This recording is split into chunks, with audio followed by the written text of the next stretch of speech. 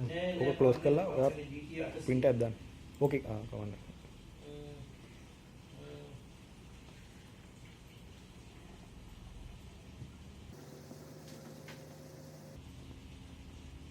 Done.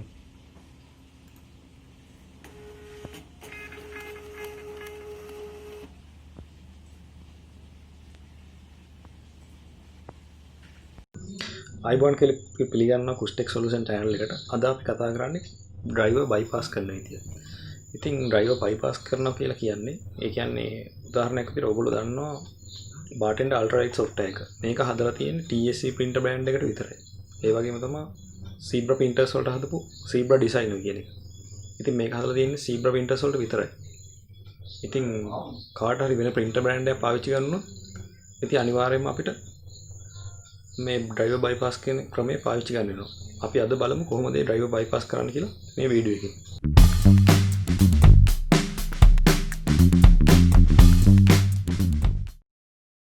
හරි. අද අපි කරන්නේ driver bypass කරන්නේ කොහොමද කියලා මේ වීඩියෝ එකෙන්. මේ තියෙන්නේ මගේ control panel එකේ මම install කරලා තියෙන printers ටික. මෙතන තියෙනවා TSC printer එකක්. ඒක support කරන්නේ Bartender වලට විතරයි. මෙතනදී මම මගේ print option එකට ගියාම මෙතන පෙන්නන්නේ TSC brand එකේ printers ටික විතරයි.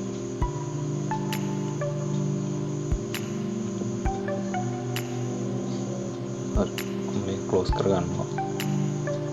බලමු කොහොමද driver එක bypass කරන්නේ කියලා. මේක minimize කරලා මම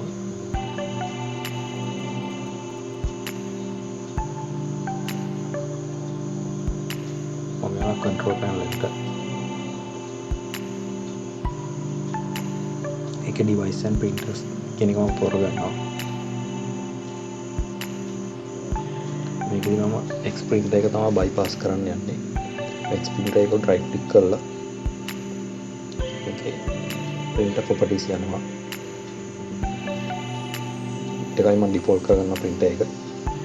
හරි. මේකේ advanced කියන tab එකට ගිහිල්ලා මෙතන මම printer එක තෝරගන්න TSC printer එක.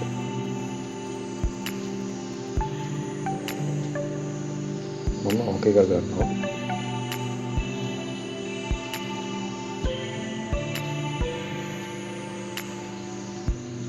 හරි. දැන් අපිට පේ දැන් driver එක bypass වෙලා ඉවරයි. මේක close කරලා ආයි ගත්තොත් ඔයාලට බලා ගන්න පුළුවන්.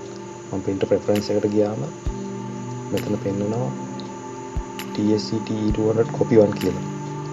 ඒ කියන්නේ virtual තවත් printer එකක් මෙතන ඇදිලා තියෙන TSC එකේ. මේකත් මම OK කරලා close කරලා මම ආයි control panel එකේ device and printers කියන menu එකට යනවා. මෙතන දැන් අපිට පේනවා තවත් TSC TE200 copy 1 හැදිලා තියෙනවා. දැන් අපි print option එකට ගියොත් Bartender එකේ අපිට බලා ගන්න පුළුවන් ඒ හැදිලා තියෙන print එක.